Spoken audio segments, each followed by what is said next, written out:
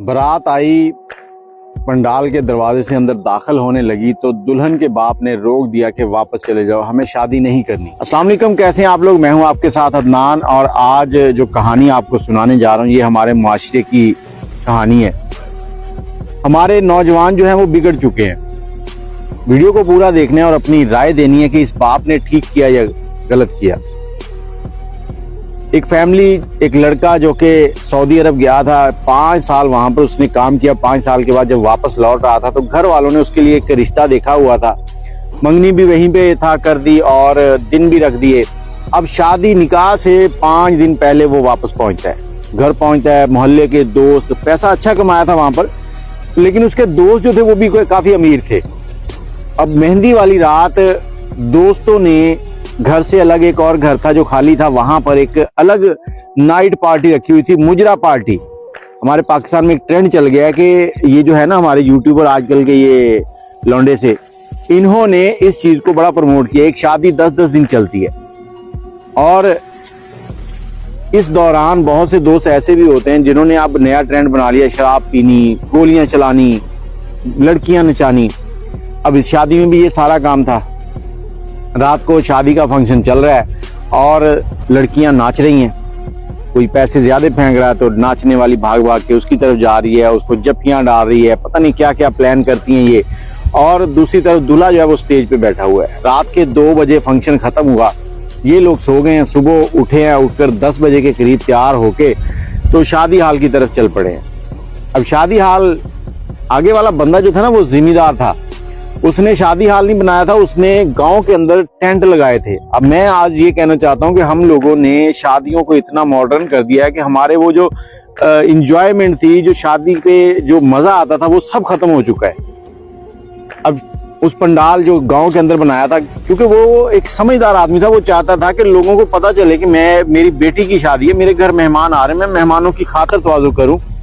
अब जैसी बारात उस पंडाल के सामने पहुंची है तो आगे एक रिबन लगा हुआ था। वहां उनकी जो बच्चियां थी उन्होंने बड़े खूबसूरत तरीके से वेलकम करने के लिए अंदर खड़ी थी और प्रातों के अंदर, हाथों के अंदर, ट्रेयों के अंदर फूल लेके खड़ी थी कि दूल्हा गुजरेगा हम उस पर फूल फेंकेंगी। अब 3 सहेलियां जो है ना, ये बच्चियों का एक इवेंट होता है, वो खुश होती हैं इस तरह के कामों से, मतलब दूध पिलाना, इस तरह के, वो कभी जूता छुपाना, ये चीजें। तो ये हर रोज नहीं आते, ये शादी जिंदगी में एक बार होनी होती है, एक बार ही आते हैं, तो लोग इसको एंजॉय करते हैं। अब ये तो है एंजॉय करने का अच्छा तरीका, लेकिन वो जो रात को मेहंदी और खुसरे नचाना और लड़कियां नचाना, उसको मैं कभी भी रिकमेंड नहीं करूंगा। अब दूल्हा साहब के सामने एक ट्रे आती है जिसके अंदर कैंची पड़ी है और दूल्हे ने रिबन काटना है। अब रिबन काटने के लिए पहले एक लड़की के हाथ में ट्रे है, फिर वो जब दूल्हा कैंची उठाने लगता है वो ट्रे आगे कर देते हैं, दूसरी, तीसरी, फिर पहली के पास। इतने में दूल्हा क्या करता है, वो ट्रे पकड़ता है, गुस्से से छीनता है उनसे, छीनने के बाद नीचे मारता है, फिर उठाता है, फिर नीचे मारता है, 3-4 बार यही हरकत करता है। अब मतलब हंगामा हो गया। बारात अंदर इंटर होने लगी तो दुल्हन के बाप ने कहा कि रुक जाएं, आप आगे नहीं बढ़ना। अपनी सारी बरादरी को अंदर इकट्ठा करता है, उनको कहता है कि ये मामला है, मैं इस लड़के से अपनी बेटी की शादी नहीं कर सकता। दूल्हे के बाप को बुलाता है, उसको कहता है जी आप मेरे लिए बहुत ही मुअज़्ज़ज़ हैं, एहतराम के काबिल हैं, लेकिन मैं माज़रत से कहना चाहता हूं कि मैं अपनी बेटी की शादी आपके बेटे से नहीं करना चाहता, आप बारात वापस ले जाएं। अब दूल्हे का बाप परेशान है कि बेइज्जती हो जाएगी, सारे जमाने में रुसवाई होगी। वो उनको समझाता है कि देखें ये हमारी बहुत बड़ी बदनामी है कि हम बारात वापस लेके जा रहे हैं, साथ आपकी भी बदनामी होनी है। दुल्हन का बाप कहता नहीं, जो भी हो जाए मैं शादी नहीं करूंगा, आप चले जाएं। वापस निकलते हैं, रास्ते में दूल्हे का बाप जो है उससे बहुत पूछता है कि बेटा क्या हुआ, वजह क्या बनी है, क्योंकि ये वो बच्चा था जो बहुत ही शरीफ था, सुलझा हुआ था, उनका बड़ा बेटा था। लड़का कुछ नहीं बोलता। घर पहुंच जाते हैं, घर पहुंचते हैं तो लड़का अपने कमरे में जाता है, कुंडी लगाता है, सो जाता है। बाकी लोग भी सो जाते हैं, रात गुजर गई, मेहमान उधर ही जमा है, कोई भी नहीं गया कि वजह तो पता चले ना, वजह क्या हुई है, क्यों इस लड़के ने इस तरह से किया है। हमारी तो नाक कटवा के रखती पूरे खानदान की। अगले दिन सुबह हुई है, दूल्हे की आंख खुलती है, जरा होश में आता है तो देखता है कि मैं अकेला ही सोया हूँ अपनी सेज पे, दुल्हन किधर है। फटाफट उठता है, उठ के दरवाजा खोलता है, बाहर निकलता है, मेरी दुल्हन किधर है। इतनी आवाज लगाता है तो सारे उसके मुंह की तरफ देख रहे, कोई पागल हो गया शायद। कल इसने हंगामा कर दिया, हमारी बेइज्जती करवा के रहती है, अब दुल्हन ढूंढ रहा है। सबके तरफ देखता है, उनके मुंह लटके हुए हैं। उनसे पूछता क्या हुआ। इसका बाप आता है सामने, आके इसको कंधे से पकड़ता है और कुर्सी पे बिठाता है, खुद खड़ा है। इससे पूछता है बेटा मुझे ये बता कि कल तूने ये काम क्यों किया। कहता मैंने कुछ भी नहीं किया, मेरी दुल्हन किधर, मैं ये पूछ रहा हूँ। अच्छा, इतने में वो जो वीडियो बनी होती है, वीडियो लेके आते हैं, उसको वीडियो दिखाते हैं, ये है। जैसे ही वीडियो देखता है, होशो हवास पूरे समझ में आते हैं उसको, तो फौरन कुर्सी से उठता है, बाप के पांव पकड़ लेता है। बाप के पांव पकड़ता है और रोने लगता है कि अब्बा जान मुझे माफ कर दें, मैंने जो भी किया इसकी जिम्मेदार तो मैं ही हूँ, लेकिन मेरे कुछ दोस्त भी इसमें शामिल हैं जिनकी वजह से हो गया।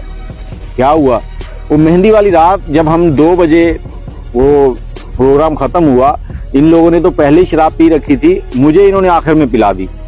मैंने इनको बहुत मना किया लेकिन ये नहीं समझे, कहते पियो। मैंने इनको बताया मैंने आज तक नहीं पी, मुझे नहीं पता ये क्या चीज है।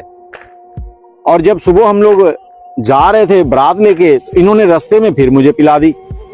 अब वहां जब पहुंचे हैं, जब वो लड़कियां थाल इधर उधर कर रही, तो मुझे बड़ा अजीब सा फील हुआ, मुझे गुस्सा आया। तो इस वजह से ये सारा काम हो गया और सब परेशान है कि ये क्या हो गया। लड़के ने बाप से कहा कि मेरी वजह से ये सारा काम हुआ है, तो मैं चाहता हूं कि हम लोग उनके घर चलें। मैं लड़की से भी माफी मांगना चाहता हूं, लड़की के बाप से भी माफी मांगना चाहता हूं। शादी वो करें या ना करें वो अलग चीज है, लेकिन मैं उनसे उनके पांव पकड़ के माफी मांगना चाहता हूं। इस घर के कुछ बुजुर्ग थे, उन्होंने कहा जी ठीक है। 3-4 बुजुर्ग उस लड़के को लिया, लड़के के दोस्त भी साथ जाना चाहते थे। लड़के ने कहा जी तुम लोग रहने दो, जो तुम लोगों ने मेरे सर में मिट्टी डालनी थी डाल दी है, अब मैं और मिट्टी नहीं डलवाना चाहता तुम लोगों से। हाँ तुम लोगों ने एंजॉय करना था, तो ये कौन सा तरीका है यार, मुझे भी ख्वार कर दिया। लड़की के घर जाते हैं तो उनके मेहमान भी घर पर ही होते हैं, अभी गए नहीं होते। तो वहां पहुंचने के बाद उनसे माफी मांगते हैं, बैठक में वो बिठाते हैं। अच्छा इंसान था वो लड़की का बाप, उसने बिठाया इनको, इनकी बात सुनी। तो लड़के ने उससे उसके बैठे बैठे उसके पांव पकड़े, उससे माफी मांगी कि मेरी वजह से आपकी और आपकी बेटी की बदनामी हुई है, मेरी जो हरकत थी वो बहुत गलत थी, उसकी जो वजह बनी है वो ये वजह थी, अब मुझे आप माफ कर दें। अब माफी इतलाफी होगी। लड़की के बाप ने कहा ठीक है मैंने आपको माफ किया, अल्लाह आपका भला करे। जैसे ही लड़का उठ के चलने लगता ना, तो उसी खानदान का एक बुजुर्ग था, वो लड़के को आवाज देता बेटा बैठो। लड़का पीछे मुड़ता है। अब वो लड़की के बाप को उठाता है, अंदर ले जाता है, जाके उसे समझाता है देखो बेटा, आज के दौर में अगर कोई शख्स अपनी गलती तस्लीम कर रहा है ना, तो समझो कि वो एक अच्छा इंसान है। उससे गलती हो गई है, वो अपनी गलती मान रहा है, आपसे माफी मांग रहा है, तो बेहतर है कि इसको ना जाने दो और शादी दोबारा कर दो। लड़की का बाप भी बात समझ गया। उसने दूल्हे के बाप को कहा कि आप लोग ऐसे करें कि दूल्हे को ऐसे इधर ही रहना है, इधर ही रहने दें, कपड़े मंगवाएं, इसके सारी बारात को वापस मंगवाएं, जैसे कल आए थे वैसे ही आए, और आज शादी होगी, निकाह भी होगा। फिर दोबारा वो सारी बारात आई, उसी तरीके से वो सारे फंक्शन जो है वो चले। लड़का दुल्हन लेके अपने घर चला गया, और दुल्हन जो है उसके मतलब लड़का सारी उम्र उसका जो है ना मकरूज रह गया, अपने ससुर का भी जिसने उसको लड़की दे दी, और जो मुआशरा था उसमें भी दोनों घरों की इज्जत रह गई। लड़के ने माफी मांगकर बहुत बड़ा काम किया।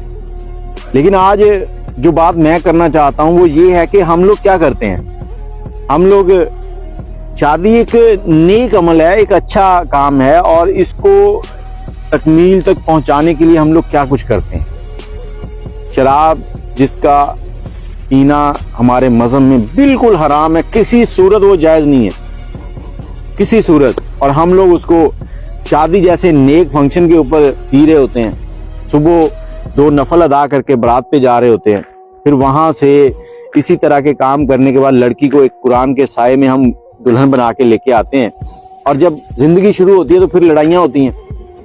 देखो जिस काम की शुरुआत ही तुम लोगों ने गलत तरीके से कर लिया, उसमें अच्छी चीजें कहां से आएंगी, आगे बच्चे अच्छे कैसे पैदा होंगे। वो एक जुमला आप सुनते होंगे ना कि किसी ने कहा था कि हम मुसलमानों से ऐसी औरतें छीन लेंगे जो सलाउद्दीन अयूबी जैसे बच्चे पैदा करेंगी। तो लम्हा फिक्रिया है, और सोच विचार करेंगे हम लोग कहाँ खड़े हैं। बाकी अपनी राय कमेंट में जरूर दीजिएगा, दुआओं में याद रखिएगा। हर बहन बेटी की इज्जत करें, कोशिश करें कि उसको आपकी वजह से रास्ता बदलना ना पड़े, नहीं तो आप एक कुत्ते से भी बदतर है।